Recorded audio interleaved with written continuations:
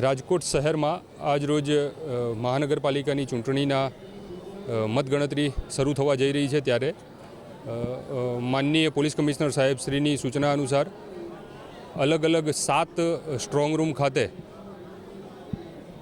એકદમ સઘન બંદોબસ્ત ગોઠવવામાં આવેલ છે અને તમામ મતગણતરી કેન્દ્રો ઉપર પૂરતી સંખ્યામાં બંદોબસ્ત રાખેલો છે।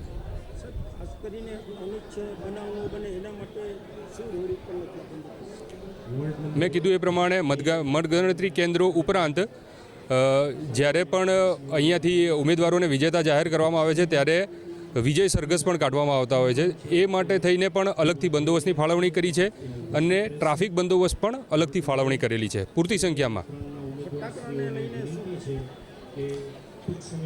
જી, ચૂંટણી અનુસંધાને માનનીય પોલીસ કમિશનર સાહેબશ્રી દ્વારા અલગ અલગ વિષયના જાહેરનામા પ્રસિદ્ધ કરવામાં આવેલા છે, જે પૈકી વિજય સરઘસ દરમિયાન ફટાકડા ન ફોડવા બાબતે પણ જાહેરનામું પ્રસિદ્ધ કરેલું છે।